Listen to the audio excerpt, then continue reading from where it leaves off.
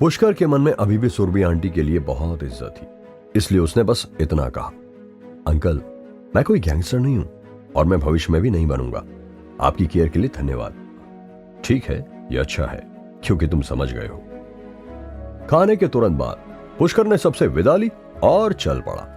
पुष्कर के बाहर निकलने की कुछ देर बाद कोई उसके पीछे पीछे आया और वह मयूर निकला। पुष्कर, एक मिनट रुको, मुझे तुमसे कुछ कहना है। क्या बात है? तुम मेरी कजिन सिस्टर शिखा से दूर रहो, तुम्हारे लिए ये सबसे अच्छा है। तुम्हारा मतलब क्या है? क्या तुम्हें हिंदी समझ नहीं आती? मैंने तुम्हारे बारे में सब पता कर लिया है। मैं जानता हूं कि तुम्हारे जैसे लोग जल्दी से पैसा कमाने के लिए हमेशा बड़े घर की लड़कियों को अपने जाल में फंसाने की कोशिश करते हैं। तुम आज जो भी हो सिर्फ सुरभि आंटी की मदद की वजह से हो। वैसे तुम्हारा इरादा है या शिखा का? अगर वो भी ऐसा सोचती है तो फिर ठीक है, मैं अब से उसके किसी भी काम में इंटरफेयर नहीं करूंगा। वो अभी बच्ची है, बेशक वो दुनिया से बहुत एक्सपीरियंस नहीं है और आसानी से तुमसे धोखा खा सकती है, इसलिए मेरी कजिन सिस्टर से दूर रहना, वरना तुम कब और कहां और कैसे गायब हो जाओगे पता भी नहीं चलेगा। मयूर अचानक गुस्से से चिल्लाया, उछला और उसके सामने पेड़ को लात मार दी। सामने की जमीन पेड़ों से गिरती पत्तियों से भर गई। अचानक ही मयूर पेड़ के बगल में उतरा। उसने अपना हाथ बढ़ाया और धीरे से धक्का दिया। पेड़ एक क्लिक की आवाज के साथ आधा टूट गया और जमीन पर गिर गया। तुम्हें लगता है कि मैं तुम्हारे सर्कल से नहीं हूं?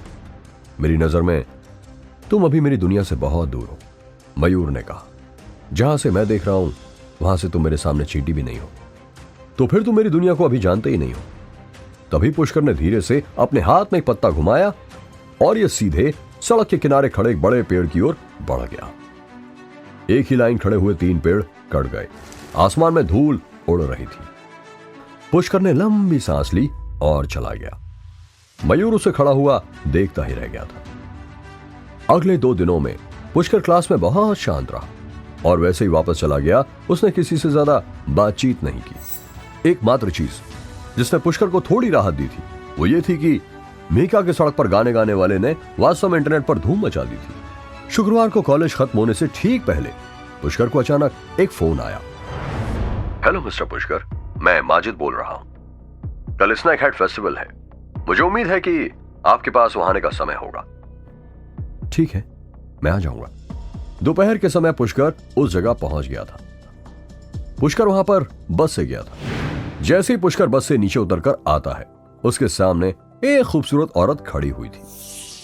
अरे मिस नलनी, आप यहां? मिस्टर महेंद्रू और मिस्टर माजिद अच्छी तरह से जानते हैं कि आपको बड़ी बड़ी चीजों का कोई शौक नहीं है, लेकिन परेशानी की कोई बात नहीं है। यहीं पर मेरा टी हाउस है और वैसे भी मैं इस जगह के बारे में बाकी लोगों से बेहतर जानती हूं। I promise you will not feel boredom here. मेरे पास कोई सामान नहीं है, मैं आपके लिए मुसीबत खड़ी कर दूंगा मिस नलनी। पुष्कर के पास कोई सामान नहीं था, उसके हाथ खाली थे और उसने सिर्फ एक टी शर्ट और पैंट पहनी हुई थी। आप जैसे लड़के के लिए शॉपिंग करना मेरे लिए बहुत आसान बात है। वैसे भी असली पार्टी तो कल है, तो आज आप आराम कर सकते हैं। हालांकि ये जगह इतनी बड़ी तो नहीं है, लेकिन यहाँ एक जंक्शन है जहाँ 3 शहर आपस में मिलते हैं, जींद, फकीर और गंगा शहर। और यहाँ एक जगह बहुत पॉपुलर भी है जिसे स्टोन ब्रिज सीन नाम से जाना जाता है।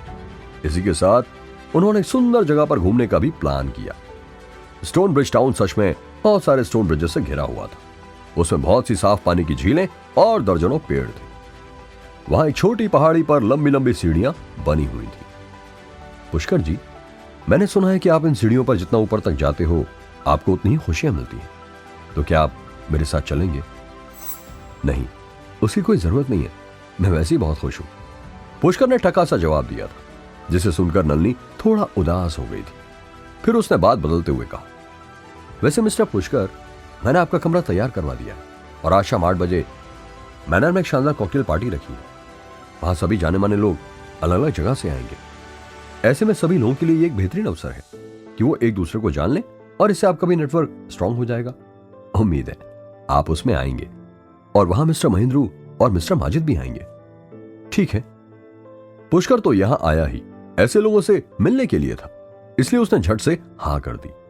तो मैं आज शाम खुद आपको लेने आऊंगी, तो आप सिर्फ अपने आदमी को बोल दीजिएगा कि वो लोग मेरा नाम अपनी लिस्ट में जोड़ लें। आपको मुझे लेने आने की कोई जरूरत नहीं है, शाम के 8 बजे पुष्कर मैनर पहुंच गया था। पुष्कर ने अपने आसपास नजर घुमाई और देखा कि पार्टी में पहले से ही बहुत बड़ी बड़ी पर्सनालिटीज आई हुई थी। पुष्कर ने देखा कि कुछ ऐसे लोग भी आए थे जो नॉर्मल इंसान से अलग पावर रखते थे। पुष्कर ने अपनी नजरें घुमाई और देखा कि मिस नलनी और माजिद वहां नहीं थे। अरे पुष्कर, तुम यहां कैसे आए? अचानक से सामने की तरफ से एक आवाज आई। किसने पुष्कर को आवाज दी थी? क्या मयूर शिखा को पुष्कर से दूर रखने के लिए कोई नई चाल चलेगा? जानने के लिए सुनते रहिए ये एक्साइटिंग कहानी सिर्फ पॉकेट FM पर।